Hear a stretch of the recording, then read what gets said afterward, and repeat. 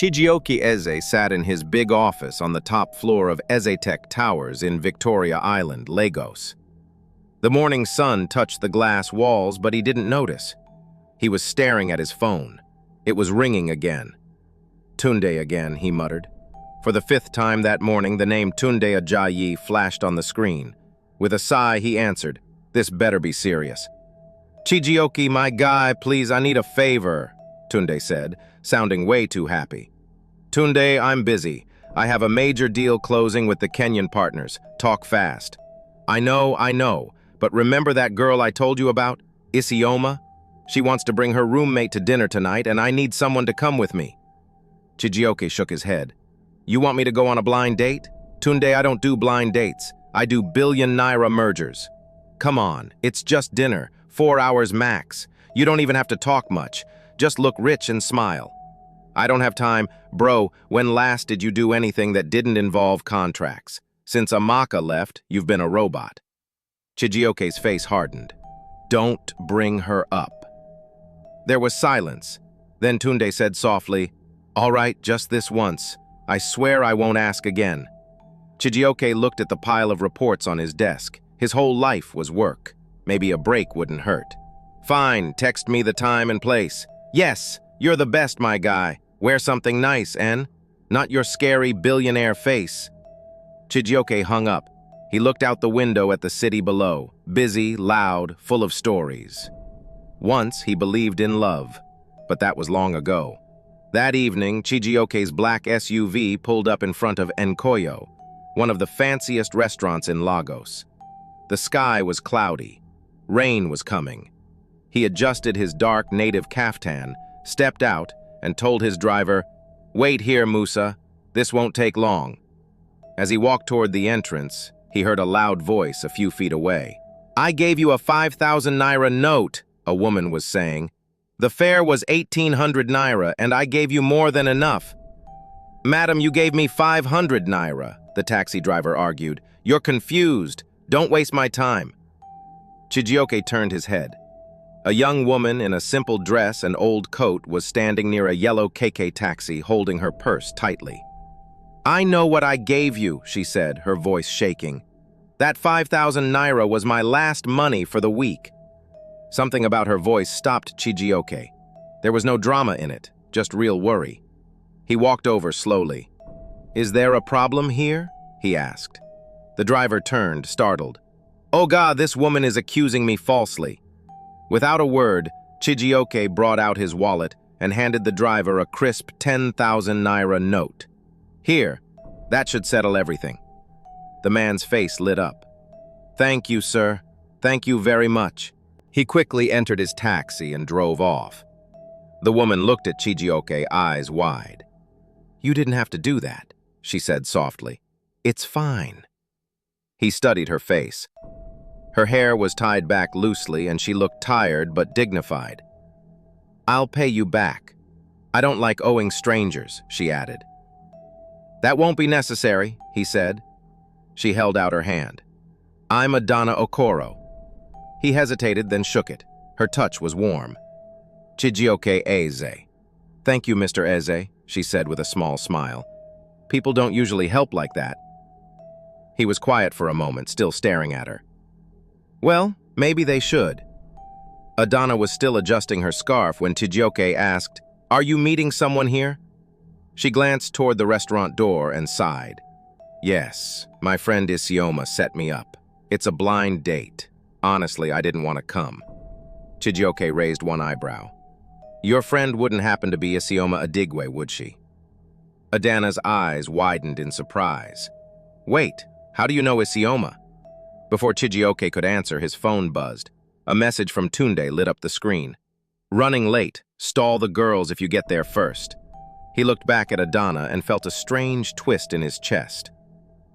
"I think I'm your blind date," he said. Adana stared at him. Then she burst into laughter. Not mocking, but real, full laughter. "You? No way!" Isioma said he was her friend's stiff, serious workaholic guy who never smiles. Chijioke couldn't help the small smile that tugged at his lips. "She's not entirely wrong." Adana looked embarrassed. Sorry, that was rude. It's fine, he said, amused. I get that a lot. The rain had started falling lightly. Chijioke moved his body slightly in front of her to shield her from the drops. Shall we go inside? He asked. She hesitated. This place looks expensive. I'm not used to places with more than one fork on the table. Chijioke looked at her kindly. Tonight you belong anywhere you want to be. They walked through the tall glass doors together. Inside, the restaurant glowed with warm lighting. Waiters moved like dancers and soft jazz played in the background. Adana's eyes swept across the room with wonder. Chijioke told the host they were a party of 4. They were led to a quiet table near the window. As Adana sat down, she looked around and whispered, I've passed this place so many times, but never imagined I'd step inside. Chijioke simply watched her. There was something refreshing about the way she didn't pretend. No performance, just honesty. For the first time in years, he felt something new. Not attraction, not curiosity, but a sense that maybe, just maybe, he was exactly where he was meant to be. The waiter poured water into their glasses and handed over the menus. Adana smiled awkwardly. I'll be honest, I don't know how to pronounce half these dishes. Chijioke chuckled. Just pick whatever you're comfortable with. Don't worry, no one here is judging you. She nodded, still scanning the options carefully. I'll have the garden salad, it looks safe. When the waiter left, Adana leaned forward. So, what do you do exactly? Besides rescuing strangers from angry taxi drivers. I run Ezitech, Chijioke replied. We design solar energy systems for parts of Africa without steady electricity. Adana's eyes lit up. That actually sounds amazing. Most of my students live in areas where the light goes out more than it stays on. You're a teacher? Yes, kindergarten. It's not fancy, but it's what I love. Seeing a child write their name for the first time. That's magic to me. Chijioke blinked, surprised by how genuine her words were. Most women he met talked about luxury travel or shopping in Dubai, not children sounding out letters. That's rare, he said, to find someone who finds joy in something so simple. Adana smiled. Happiness isn't about having more, it's about finding purpose. Just then, Chijioke's phone buzzed again. A text from Tunde. Isioma's sister had a fashion emergency. We're skipping dinner. Good luck, bro. This was a setup from the start. He sighed, putting the phone down. Looks like Tunde and Isioma aren't coming. Adana raised an eyebrow. So, we were tricked? Looks like it. She shook her head, laughing softly. Typical Isioma. She always thinks she's smarter than everyone else. Chijioke smiled faintly. He watched as Adana stirred her water with her straw, completely unaware of how different she was. Her hands were clean but rough, a sign of work, not wealth. Her earrings didn't match, yet she held herself with quiet pride. In his world, people chased power and applause. She simply lived her truth. And for the first time in a long time, Chijioke didn't feel tired. He felt curious, alive. Dinner arrived quietly. Chijioke had ordered peppered goat with jollof risotto. Adana stuck with her salad and some grilled chicken. They ate slowly, talking in between bites. She told him stories about her students.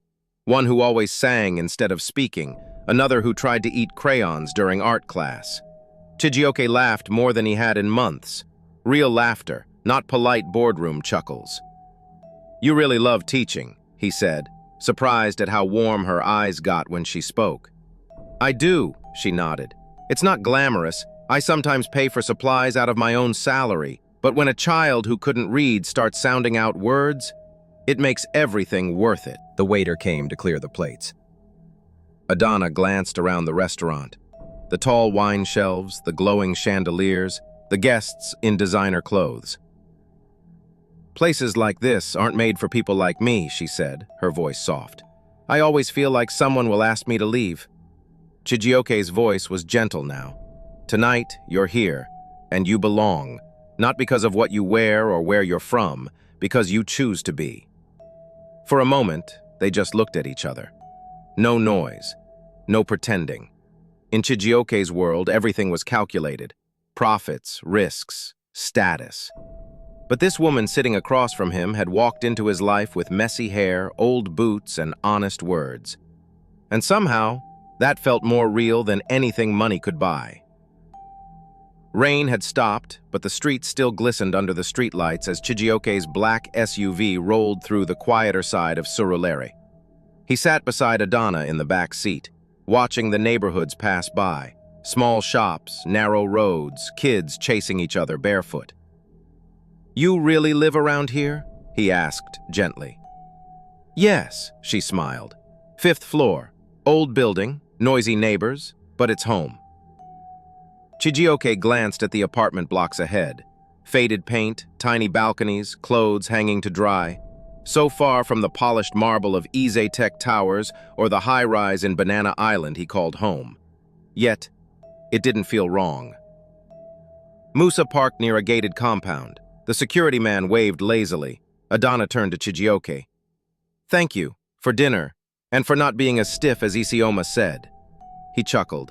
"Thank you, for being the opposite of what I expected, in the best way." She reached for the door handle, paused. "So, this was a one-time thing, right?" Chijioke looked at her, unsure. He wanted to say something smooth, something clear, but the truth was, he didn't know what this was. "I don't know," he admitted. "I wasn't planning to enjoy tonight, but I did." Adana gave a small nod, then stepped out of the car. "Good night, Mr. Ize." "Good night, Miss Okoro." He watched as she walked through the gate and disappeared into the stairwell. The building was old, the lights inside flickered, but she had walked in with her head high, like a queen returning to her palace. As the car drove away, Chijioke leaned back, staring at the roof of the SUV. He had everything: wealth, power. But tonight, he realized there was still something missing. And maybe, just maybe, he had caught a glimpse of it. 3 days later, Chijioke sat alone in his penthouse office, looking over documents for a merger meeting. His phone buzzed. Unknown number. He opened the message. "Nice pictures of you and the teacher. The press will love seeing Nigeria's coldest CEO smiling for once. Unless you'd prefer to keep it quiet. 3 million should do. Waiting." Chijioke froze. Someone had taken photos of him and Adana walking near her building. His heart thudded. Not from fear, but from anger. He immediately called his head of security, Odu. "I need a trace. Now. Someone is threatening me. It involves a woman." An hour later, Odu arrived. "Sir, it's a burner phone. Clean. No ID. But we'll find something." Chijioke rubbed his forehead. "They know about her. About Adana. This could blow up her life. She's not built for this kind of attention." Odu nodded slowly. "Then maybe distance is best, for her protection, at least until we know who's behind it." Chijioke stood by the window. From this high up, the city looked peaceful. Far below, lives moved like ants. People shopping, walking, living. And somewhere out there was Adana, probably teaching her class, unaware of the storm coming her way. His voice was low.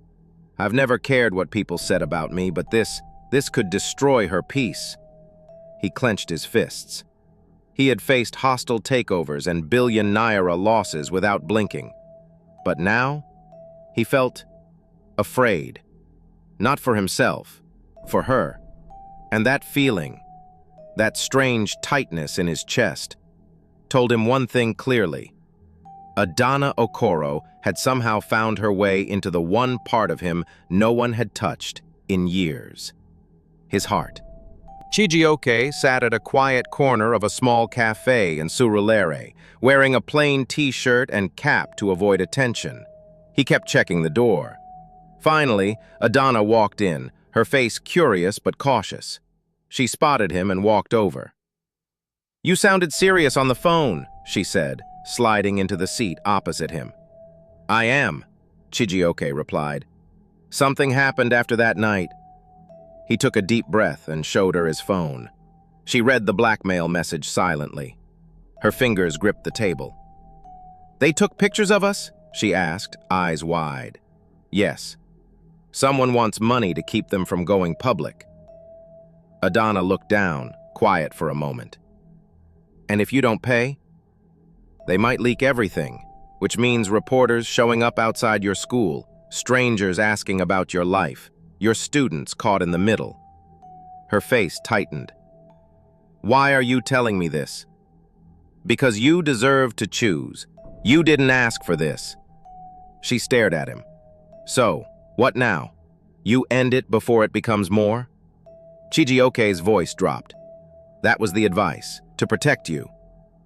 Adana folded her arms. You think I can't handle it? I think you shouldn't have to, he answered gently. She sighed, then looked at him closely. Be honest with me, Chijioke. Is this real for you, or was I just a distraction from your business life? His eyes didn't move. It's real. More real than I expected. That's what scares me. Adana gave a sad smile. It scares me too, but I've always believed some risks are worth it. For a long time, they sat in silence, not cold but thoughtful. They didn't have answers yet, but they both knew this was something they didn't want to lose. 2 days later, Chijioke called Adana again. There's a charity gala tomorrow night, he said. It's for children's literacy. I thought of you immediately. There was a pause on the line. Me? At a gala? Adana asked, surprised. Chijioke, I don't even own anything fancy to wear. Then borrow from Isioma, he replied. You don't have to impress anyone, just be you. She laughed softly. You're very persistent. Only when it matters, he said. The next evening, Chijioke arrived in a black tuxedo. When Adana stepped out of her building, he couldn't speak for a moment. She wore a simple, fitted navy gown from Isioma's wardrobe. Her hair was pulled up, her smile shy. You look beautiful, he said finally. Thanks, she blushed. Isioma said the dress is from a clearance sale, but I feel like a queen. They arrived at the event hall in Encoyo. The venue glittered with chandeliers and soft music. Wealthy guests mingled, holding champagne glasses and exchanging polished greetings. Adana held tightly to Chijioke's arm. Are you sure I belong here? Completely, he whispered. As the evening went on, Chijioke introduced her to several important guests. She spoke about her students with honesty and passion, surprising everyone with her warmth. Suddenly, the host took the stage. Tonight, we want to recognize someone whose dedication to young children has inspired us. Her creative reading sessions at Kingsway Primary in Surulere have brought joy to many. Adana blinked in shock.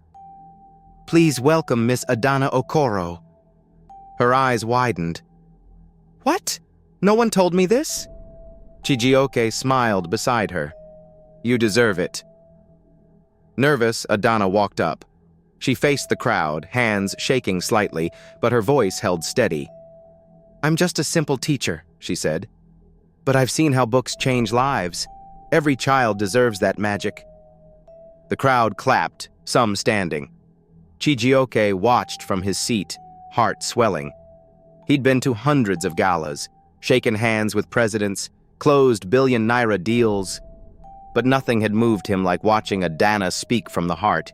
She wasn't just different, she was unforgettable. As Adana returned to her seat, glowing from the applause, a familiar voice cut through the soft music. Chijioke, it's been a long time. He turned. There stood Omotola Banjo, his ex, elegant, flawless, and just as cold as he remembered. Omotola, he said flatly, didn't know you were in town. She smiled, resting a hand on his arm. I flew in last night. I heard about the gala and had to come. I miss us. Adana, noticing the tension, walked up quietly. Omotola turned, giving her a once-over. And you are? Adana Okoro, she replied calmly. And you must be Omotola. Omotola's brow lifted.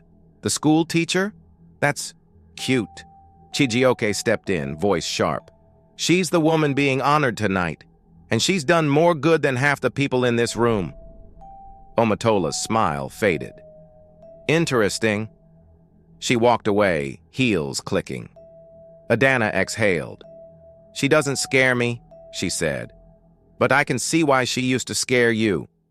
Just when Chijioke and Adana thought things were going well, a storm was coming. Omotola, Chijioke's ex, is back. But is she here for love or to cause trouble? What will happen next? My besties. If you want to find out, please subscribe and turn on notifications so you don't miss part 2. And if you want me to write the next part soon, type "We need part 2" in the comments below. The story is just getting started. Stay tuned.